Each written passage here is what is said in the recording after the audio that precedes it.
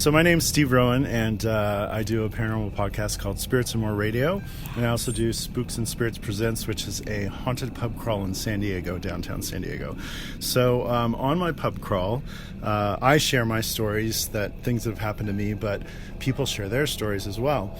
I had a really compelling, interesting story that just came through this weekend. Oh my God. So I'll share that with you guys right now. So usually at the beginning of my tour, I ask if anyone, you know, if you're a skeptic or you believers, have you had something happen to you? Yeah. And a lot of times people will say no, but by the end, when other people start to reveal stories, they say, well, there is something that happened to me. We talk about this in our podcast too. Yeah. So anyway, so what happened is this was two people that work at a hospital in Palm Springs, and both of them were nurses. So this Filipino guy who was a nurse, he said, you know what, something did happen to me that was unusual. We had a patient, elderly lady who was terminally ill, and she was in one of the rooms, and she was my patient, and I would go and take care of her. And there were other patients on the floor in different rooms, but those patients would come and go. So the lady that's move in and out, you know, not die necessarily, but like come in and leave for, you know, they're fixed and temporary. So the lady he was taking care of didn't necessarily know who was on the floor with her. So what happens is one day she says to him, you know, she saw someone's here for Mr. Davis in room 5.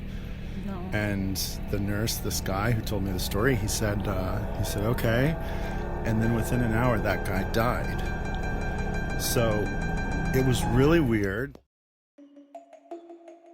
Everyone has a ghost story.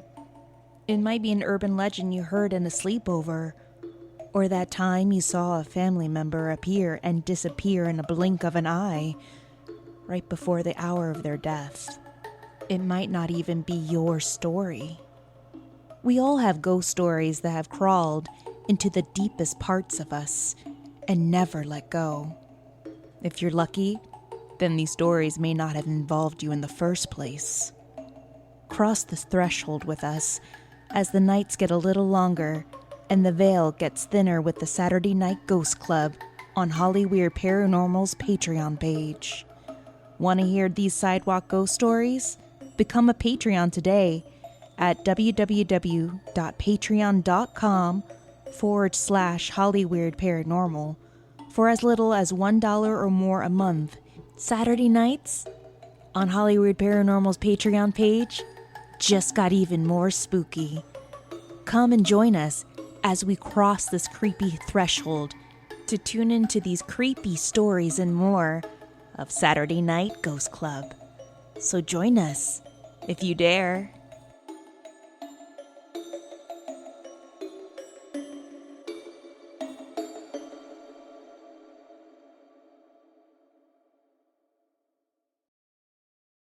Oh, Jesus. So, Tammy has me doing this intro again for another episode of our Listerners Tales, which I love to hate. Look, I'm going to be real, but if I have to read or sit through a haunted tunnel tour or a haunted hospital story or another Trail of Tears story, what then? I am out. Wait, what is this? Oh, is this the entire list of the stories we're reading? Oh my God, it's so... What the f***?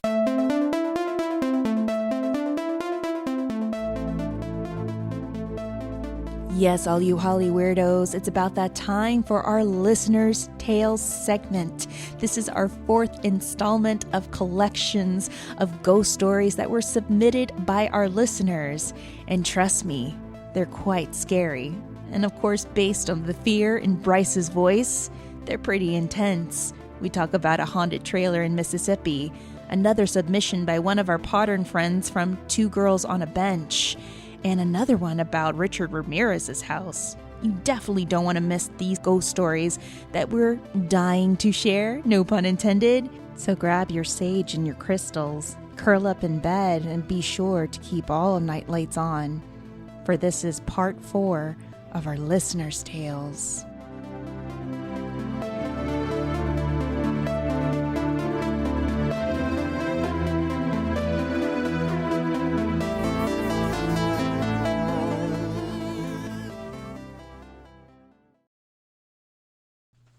Guys, I love these types of episodes. Yes. Bryce, not so much. I actually do, though. I hate that fear, but I love hearing like people's actual stories. I think that is always the thing that draws me to like any kind of paranormal. Like if I'm personally experiencing it, that's not great. Yeah. But I love, because we were just talking about this, and we bring it up all the time anyway, but everybody that we talk to, like when you bring it up, you're like, oh, I do this podcast, it's about like true crime and paranormal. They're like, oh, that's really interesting. You know, I have a ghost story. And you're like, yes. I love it. It's sort of like this little unifier. Yes. And like they kind of like check in with you to see if you're going to like judge them. I'm like, no, I want to hear it. And they're like, sorry, no, that sounds crazy. I'm like, I don't think it sounds crazy. Like, I believe you. Yeah. And I ask because I want to hear it. And like, everyone has one. Everyone does. And I love the fact how our podcast has created like a safe space for people to send their stories or even share them. That's what I was inspired by Art Bell with Coast to Coast. Like he really was the forefather of like doing that for people who had like paranormal, demonic, or UFO extraterrestrial experiences. And he created this beautiful safety net for all of these individuals to come in, even if people just needed to share their emotions and feelings on it when no one else wanted to listen to them or couldn't listen to them or didn't want to. He created that space. And then you have Tony and Jenny from Ghost Stories Online, Real Ghost Stories Online. And I was really inspired by them too. And it's just like, we really, from the bottom of our hearts, love receiving your ghost stories, to which is why we collected a heap of them since April of 2019, guys. Like, you've responded, you emailed, and I told you in those responses, we're going to save these for our part 4. Yes. And here we are. Yay. During the spooky month of October, why not do a part 4 of our Listeners' Tales? Yes. Bryce. Tammy. Shall you do the honors of the first story? Let's do it. Let's do it. Okay. So this is from, well, actually, they say their name in the story, so I will just read that. The title of this email is, Boy, Do I Have a Story for You. Who's it by? It just says my name is Jax. Jax is one of our avid listeners. Hi. What's up, hon? What's up, boo? Hey, guys, my name is Jax, and I've been listening to y'all for about a week or two. Oh, that's so sweet. Kind of stumbled across you guys, and you're both amazing and hilarious. I'm almost done binging on your podcast. Something that caught my attention was how y'all let your fans tell stories. I have a story that is kind of similar to Bryce's when he was in Indiana, I believe. Oh, God. Okay, here goes. Buckle up. So, take this...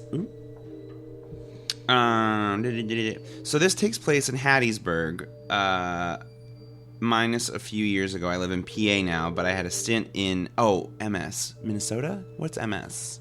Mississippi? God, I'm really dumb. It's great. I live in PA now, but I had a stint in, I'm going to say Mississippi. By the way, Tammy, New Orleans is great. Anyway. Mississippi, yeah. I'm staying the night with my best friend and her boyfriend in their trailer. There's another trailer maybe 50 feet behind it, and another trailer maybe 100 feet behind that one.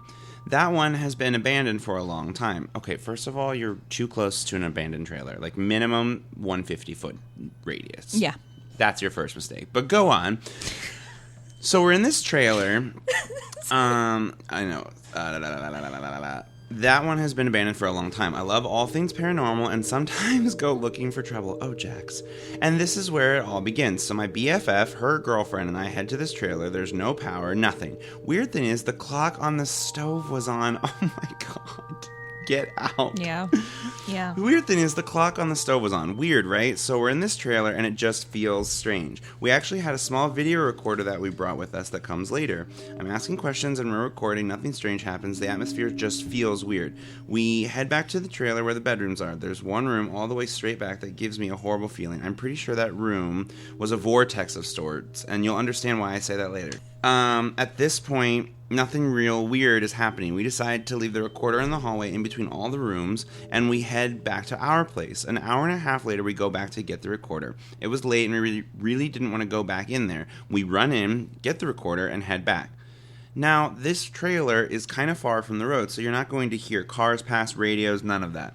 My BFF's girlfriend starts listening to the recorder. Long story short, we hear noises. It sounded like walking on hardwood floors, and these floors are carpeted, FYI. And lastly, we hear music, old-timey music. This scared the shit out of us. It felt weird going in there, but this was crazy. So we get done listening, and all of a sudden I get this urge to go back there, call it a possession, if you will, because there's no way in hell I wanted to go back. But something was pulling me to that trailer. Ooh, we all start walking back to the trailer. It's dark, late. Only the moon is shining. I feel like I'm being... Oh, my God. Oh, no, It's like out of a Stephen King novel, right? I feel like I'm being pulled towards the back of the trailer. Come float with us. Yeah. We're outside, not inside, toward the outside of the vortex room. And I shit you not, there is a crouching black figure. As it slowly rises, my friend left my ass and I couldn't move. I was frozen watching this thing slowly rise. Oh, hell no. As it stood all the way up, I swear on my grandma's grave that this thing... Oh, God. When they say that, when they swear on their mama's grave, you know that that's some serious shit. This is so creepy. Yeah. The thing spread its wings, and it was at that moment I wasn't frozen anymore. It took one step towards me, and I hauled ass. I didn't sleep at all, and I never went back there again. I've seen ghosts and had things happen, but this was not natural.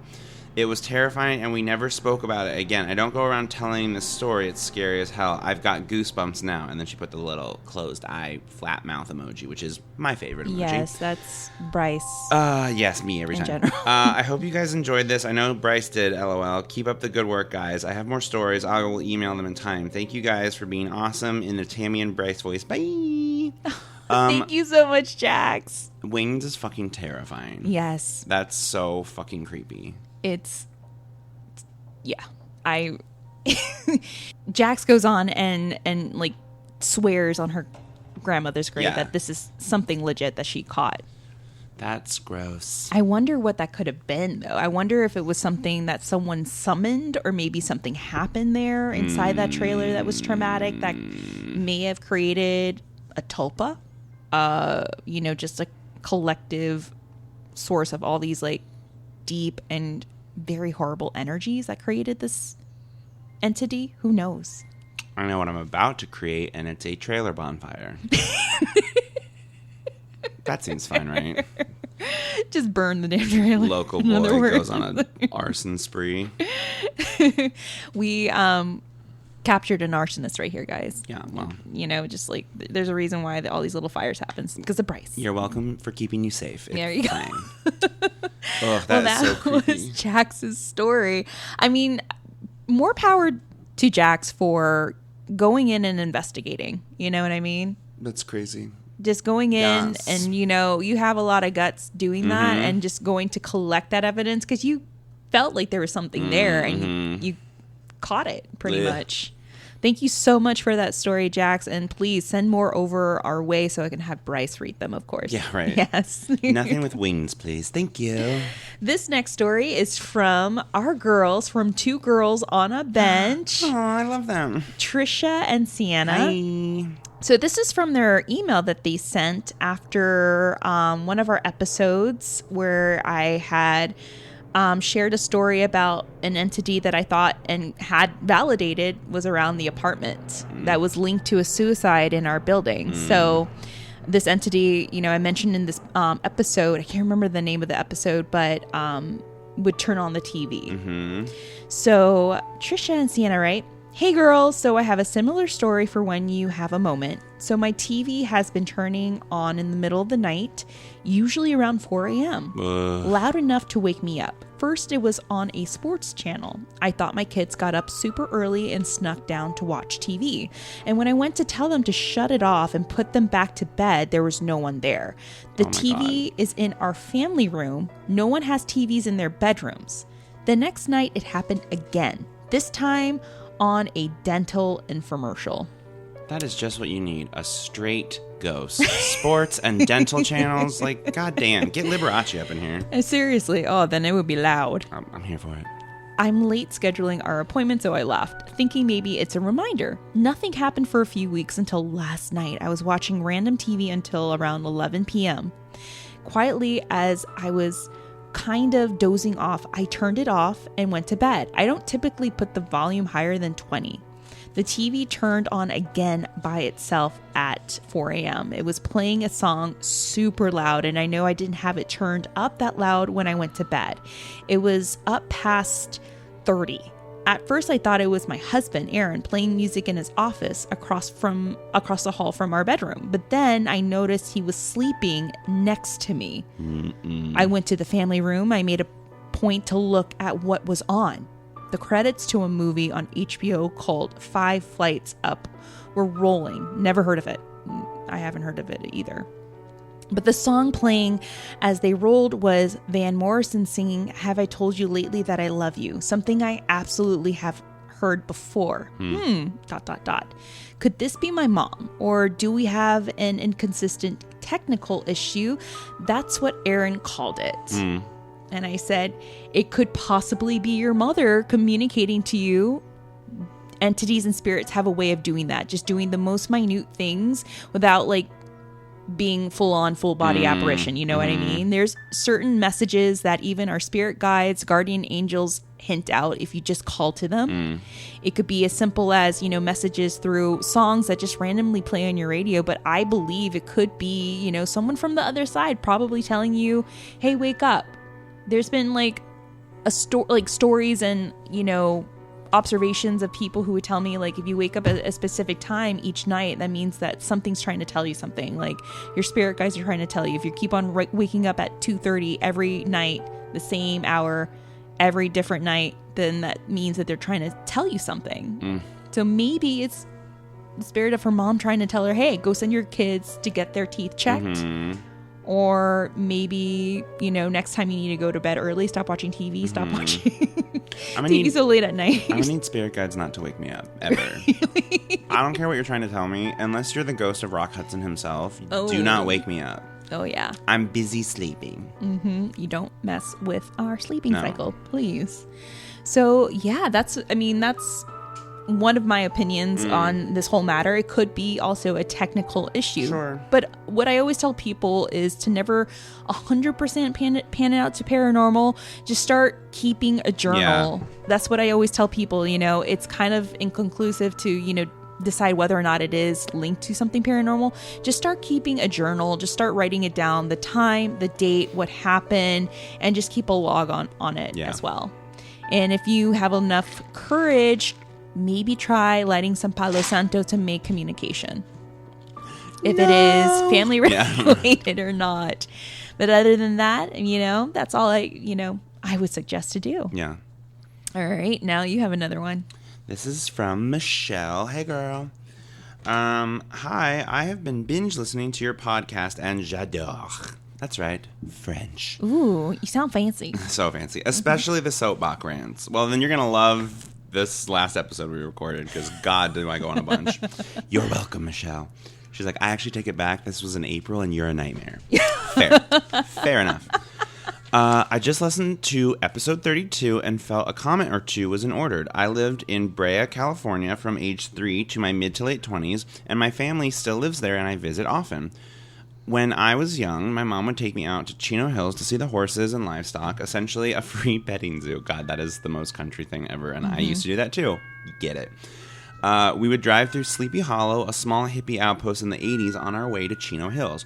I always had an eerie feeling going through there. I'm super sensitive to spirits, especially was as a child. There used to be a hot springs and a spa out there too. Carbon Canyon Road is such a beautiful stretch of road that it makes you feel like you've left the city behind, and that land is still owned by oil companies, so it hasn't yet been developed. If I had $1 for every time I saw someone unexpected, I could go on a long European vacation. Love it. Excuse me.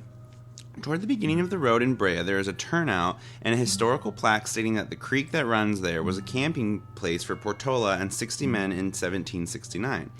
At the time, the area was a vibrant village of Native Americans and probably not ancient sacred burial ground. Please don't blame us for all hauntings. Ain't no Indian got time for all that haunting. That's hilarious. Ain't no Indian got time for that. I'm telling you, you gotta stay busy in the afterlife. Seriously. Have an agenda. Yeah. Once a man shot himself in a car by the memorial in the 2000s. I don't remember the exact year. We just so happened to be driving on the road a few times that same day, and I kept freaking out because the car really bothered me. The car and the man were soon found by the police. Oh, that's sad. On the side of the road down the embankment, there were remains of cars that went off the road and then were never recovered. I just looked up the road online, and there are so many articles about fatal accidents and suicides on that road.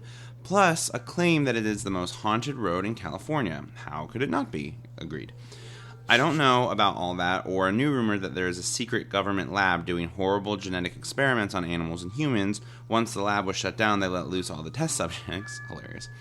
But I do know I've seen some pretty scary and startling things, including hitchhikers who disappear as you drive past, and people wandering the road when the moon is really bright and full. True story. Gross. Ugh. If you ever visit the road, don't forget... I will never visit this road. Let me be very clear. Cross it off the maps. MapQuest somewhere else. If you ever visit the road, don't forget to visit Sparta Cemetery, just north of Brea Canyon Road. My husband and his friends would hang out there and party late at night, and they have plenty of creepy stories to tell. Oh, no. Is that a thing that people do in country? Hang out in cemeteries? Yeah. Yeah. Okay. I mean, I never did because I was too scared. Well, I shouldn't say anything. I was hanging out in the cemetery with Craig Owens last week, Hilarious. so there you go. Like, is that something? It is. Yeah. And there is also a swimming hole around there. Gotta park in business parking lot and walk a bit. That's a pretty spooky, too. 2 more side notes. Number 1, my parents' house in Brea is super haunted, and my best friend was the ghost of... Oh, no. Was the ghost of a little boy my mom used to see in our backyard. Sure, that's not a reason to move. You're right. You should stay there. That whole area was once orange groves, and before that, native villages. So much activity all over that area. God, orange groves are so fucking haunted. They are. It's because they're like... Something in the citrus? Maybe. The vitamin C keeps the ghost strong. Good point. But I think it's honestly just that it's easy to murder someone in a grove because the trees absorb the sound. Exactly. And they're so massive that they'll never find it. Mm-hmm. Yep, thought about that a lot. Anyway, number 2, my husband's grandmother lived on Hubbard Street in East LA, right across the street from where Richard Ramirez was captured. Oh my God. Yes. The house that has the hauntings of the teen boy... The house that the hauntings of the teen boy occurred in... was completely renovated and upscaled after the capture when the family received the reward money. Could that be the reason that they had to move for a while? And with all the newfound wealth, the dad did start to party again, but Grandma Rosa had nothing but nice things to say about the family. And no me tocas. Michelle, I bit my tongue. Oh no. Bite your tongue when you're talking about apparently Hubbard Street. Yes, and that is from Michelle. Thank you so much. Thank you, Michelle. Yeah, she wrote this to us after our Richard Ramirez and the Ryan family episode. So yeah, I mean, there's a ton of little stories like this that, circulate and exist in and around and outside of Los Angeles, But yeah, you do have a good observation and opinion about orange groves. I mean, that's the same thing that happens in Florida too. Oh my God, yes. There's a lot of crimes and even bodies that are dumped there. And also just the low key oppression of migrant workers. That energy is yeah. You know what I mean? Like we've talked about many times before, energy is really strong. It's easy to create and pretty much a bitch to get rid of. You can't. And the wood of the tree is such an absorbent, earthy material. Yeah. It's all... It absorbs everything like the stage of a theater that's made out of wood. It just absorbs everything, like we said. Orange Grove, no. Oh, well, thank you so much, Michelle. Yay, No me thank toques. you. So this one here is from Sandra. Hi. And this is a really sweet one. So she says, evening. We were just listening to your listener stories tonight. Thank you. We hope you listened to this one. Must say we have enjoyed all of your podcasts. I have a transgender son who adores Bryce. My That's family... fine. I wanted to cry today. It's great. Hold on. You gonna cry? No, I'm You're good. crying to this cup. Yeah, really. My family has always been into the paranormal. We have a great aunt who was from Mexico who used to do voodoo. The funny part of the story is my mother was too young to understand that. She found the dolls and was pulling the pins out of each doll. Oh my God. It is still a family. Oh my God. No. Just pulling a pin. That's such sticking chaos. them in. I could just imagine what doll was associated to what person. Oh my God. Why is my back so sore? Yeah.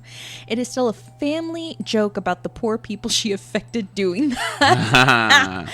Because of my great aunt, I have always been very cautious about who gets pics of me and my twins.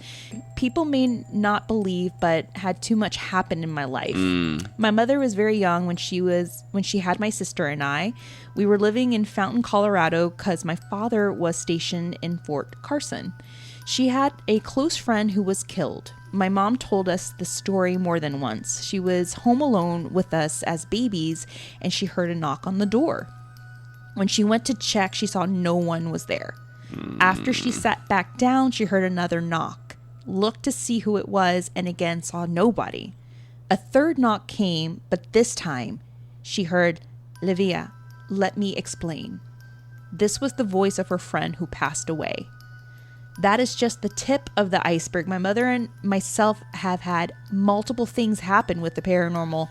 Fortunately, I have not seen or felt anything around my children, thank God. Aww. I've told them that it would not be uncommon for them to experience what their abuela and I have. I don't fear the other side. It is a part of life. I have been choked by unexplained things in my sleep. Oh my God. Wow. I try to instill... I mean, me too, but I'm single in LA. Like, it's gonna happen. You just gotta roll with those punches. Damn it. Ay, Dios mío. Yeah, I know. It's fine. Just love us or hate us, guys. This is how we are. This is how we are. Real gems. All right. I try to instill in my kids to respect the unknown because it isn't always bad. Mm-hmm. If you use the story, please use a little identifying information. I have one child who embraces our destiny and one who hides it. Keep up the great work, Sandra. I love that. That's amazing. And that's so amazing that you also keep a close eye on your children when it comes to the spirit world. And coming from, you know, a place like Mexico, I really admire the people in that country and how they look and approach spirituality. Yeah. I really do. There is a good side and bad side, and they love and respect both. They honor the good side, as we've seen in Dia de los Muertos. I literally watched Coco 4 times in the office yesterday. And you cried all 4 times, right? It was on mute, so I wasn't really watching it. But my boss was like, "I want Halloween type movies on during October." And I was like, "Great, you don't have to tell me twice." But all the Halloween movies on Netflix are like horror movies. It's like, well, it looks like we're watching Coco on repeat. It's so sweet. It is very, very sweet. And that's great that, you know, you tell them, you know, tell your children how to embrace it, but also how to respect it. And I love it, too, that she's like, one embraces it and one kind of doesn't. Like, we all have to find our own path, you know? Yeah. We all have to, come to terms with, what we actually believe and what works for us. And I love that. That's amazing. Aw, Sandra, good on you. It sounds like your family's, super cool and chill, and I love that. We'd love to hear more of your tales. That was a very, very beautiful story, very scary, but I love your approach with the spiritual world and the paranormal. Good job. And that's all it is just educating yourself, you know, with the paranormal. It's not just all bad. In my opinion, there's good and bad. You have to respect both. And, you know, when you think of the spiritual world, when you think of death, you know, there they honor it. Here it's just a business, unfortunately. You know, that's how I look at it. The U.S. treats it like it's a fucking business, like everything else. Death is a business. It's not something that's honored and not looked at as something good. You know, death is a part of life. It's also a transition, and that's how, you know, people of Mexico and other cultures respect it. I was gonna say, I think it is very cultural too. I loved, Sandra, what you said of just you know, that I don't fear it. It's a part of life, and that is not a United States value. No. It's the two are separate, black and white, something to be feared. I mean, I think that, again, like you said recently, that fear is the root of so many things, and when you're afraid of death, it creates the ways that people are really horrible in life. I think is to try and beat death, the way they gain power, the way they gain money.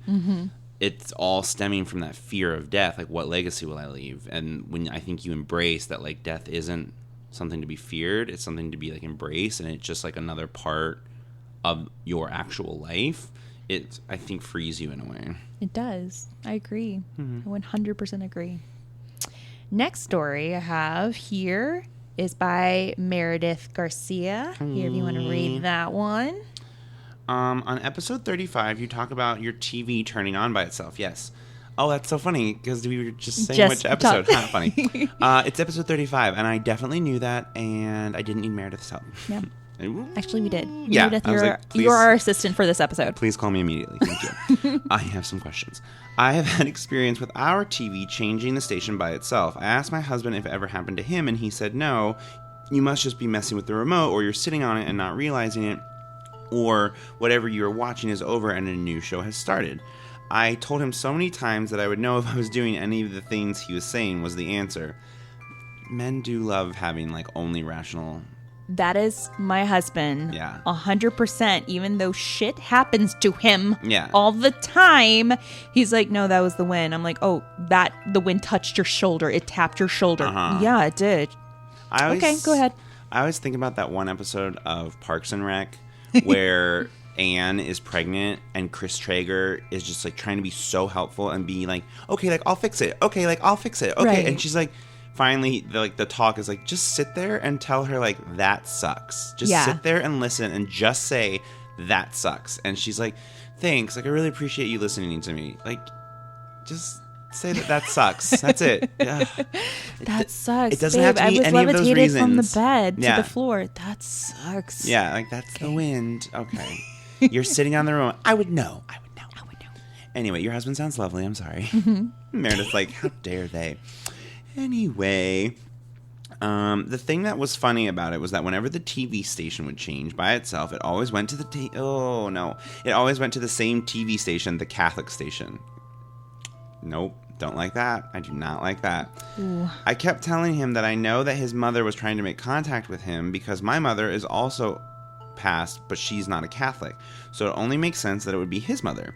Then one night we were eating dinner, not even near the TV nor the remote, and the TV changed on its own to the Catholic TV station. He could not deny what had just happened. Not too much later, with a time I met the person who became my mentor, she helped me open up the ability as a gift that I have. Anyway, we connected with his mother, and I asked her if she was doing that, and she said that yes, that was the reason. The reason that she was using the TV was that that was the only way she could get his attention. That was funny because turning off the TV, you're switching his child, would be one of the only things that would make him pay attention that something else was going on in the room besides him out of the TV. Also, I absolutely loved your podcast. I love you both. That's very sweet. You play off each other so well, and you have very interesting topics. Oh, thank you. Thank you so much. Thank you, and please don't ever stop with the podcast. Me. Signed, Meredith. That's so sweet. That is very sweet. Just like we explained before, like, I feel like, if there is a spirit of a loved one that is coming back to make communication, they'll figure out a way to do that. Mm-hmm. And I feel like nowadays it'll most likely be with your phones and electronics, since we're slaves to our phones and our electronics. Yeah. The majority of us are. I feel. Yeah. So in a way, I feel like, the best way they can communicate and gently communicate with you is through a TV. They're going to do so. Yeah. Yeah. I get it. I mean, we're staring at some kind of screen all day. So we are. Love that. I feel like within another 2 decades, like, we're going to have these, like, millennial ghosts eventually. Like, all of a sudden my iPhone turned on. Yeah. All of a sudden it started texting me these, like, cryptic text messages. Like, You see, like, a, image of a young millennial with a top knot, a messy bun. Glasses. Yeah. It's the dream. Pumpkin spice latte. Ooh, that is the dream. That is the dream. Get me one from Starbucks, please. Thank you. I'll invite you for that one. Thank you so much, Meredith, for that story. And here's another one from Abby Reyes. Well, she responded to the last listener's tale, and she writes, "Girl, oh my God, Patton is right by my house." And we're talking about the hospital. Remember that gentleman that came in and cleaned our carpets, and I asked him if he had a ghost story. He's like, oh my God, I had that haunted hospital story.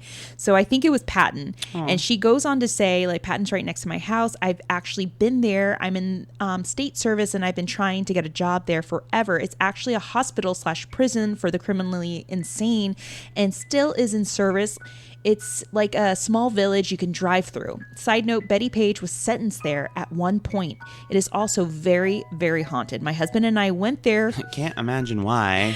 My husband and I went there on a date, and it's a total trip seeing...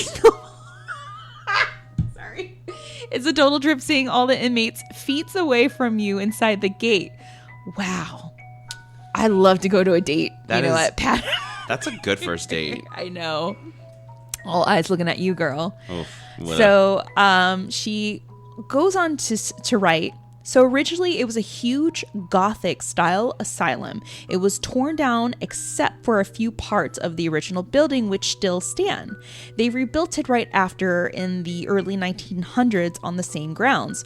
Once it was back in operation, they transferred patients from other state hospitals in Northern California, such as Atascadero, where Edmund Kemper was held after he killed his grandparents. Small freaking pair world. Now, the grounds are littered with thousands of unmarked graves of patients who died while incarcerated at Patton Hospital, which is likely why there is so much paranormal activity. I did not have any personal experiences while I was there, but we did go on Thanksgiving morning, and it was a very busy time due to family visitations on the property. One of my coworkers worked there for a few years along with her mom, and she claims the laundry room is very, very active. Laundry carts get moved around and people feel like they're being watched. They get a sense of feeling uneasy. She told me when she worked there, one of the patients would watch her through a window daily while she worked, and turns out he was incarcerated for chopping up and eating his ex-girlfriend. Not sure if you've ever been to San Manuel Casino, but it's about 2 miles from there. They also have a small museum at the entrance of the compound. I'm sure I'm missing a lot of points, but you guys should check it out. It's really exciting. I would love to hear an episode on this place. I've been obsessed with this place for many years. Damn. That is insane. And here are the pictures I'm going to show you real quickly of the Snapchat she sent us. Oh my God. Yeah, that's for sure haunted. That is low-key haunted. It looks like straight out of a That movie looks like set. a perfect place for a first date. Yeah. It Abby. also looks like the set of One Flew Over the Cuckoo's Nest. You spooky bitch. Yeah. Damn. And then look at this house right here. Like, this is also on the property. It's a small little village. Absolutely not. Low-key looks like Michael's house. It does. Oh my God. Terrifying. Oof. Romance. Done the paranormal way. Yes. Look, if you have a boyfriend or a husband that will go on a date with you at Patton Hospital, Snatch that shit up. more power to you. Yeah. Yeah, guys. Well, those are all of our listeners' tales, guys. So much. So these were collected in the course of 6 to 7 months. We've been saving them up for part 4 this episode. If you guys have a tale that you would love to share, we'd love to hear it. We'd love to share it on our next one, part 5, that we'll have in a few months. But we want to say thank you to everyone that's communicated to us, that's listened to us, that so sent their stories. Thank you to Two Girls on a Bench. Oh, they're the best. Really do appreciate that, guys. Thank you so much for doing that. And also, speaking of scary ghost stories, please tune in to our Patreon page if you're a Patreon, or if you want to become a Patreon for as little as $1 or more a month. We'll be having Saturday Night Ghost Club, which will happen 2 Saturdays out of each month. We'll be sharing sidewalk stories that I'll collect from people literally off the sidewalk. All right, guys. So make sure to please stalk us on Instagram and Facebook at Hollyweird Paranormal. If you have a story that you're dying to share with us, no pun intended, then please email us at hollyweirdparanormal@gmail.com. Also stalk us on Twitter. Yes, we do tweets at HWP Podcast. That's on Twitter. And guys, if you have a little time on your hands, just a few seconds, if you can go to our iTunes on Apple iTunes, just give us a 5-star rating. It really does help us out. If you feel like you want to rate us 4 or 3 stars, and go right ahead, but 5 would be, greatly appreciated, of course. Just rate us, and it helps us indie podcasters become a little more visible. Yes. Instead of the invisible, that's a part of the paranormal world, of course. Rate our podcast a 5. Rate my ability to read a 3 or less, for sure. Also, please be sure to catch David Oman, one of our really good paranormal buddies. Hi. David Oman just released a book called Ghosts of Cielo Drive, The Afterlife of Sharon Tate and the Spirits of the Oman House. You've heard us talk about his house many times. We've done an episode inside his house. We've had things happen to us that we can't explain, and I've investigated that house for over a year, and I have things that I can't explain. But if you want to learn about one of the most haunted houses in Beverly Hills that is 150 feet away from where the Sharon Tate and Manson murders occurred, then definitely pick up his book at ghostofcielodrive.com. It goes for $20 with a $5 shipping charge, of course. So that's $25. You can enjoy some really interesting ghost stories on that. All right, guys, till next time, we'll definitely conjure up a nice, juicy, spooky episode for you guys for the month of Halloween. Spooky. All right, guys, till next time, remember to stay Holly weird. Bryce, do you have anything you want to say? Bye. Bye.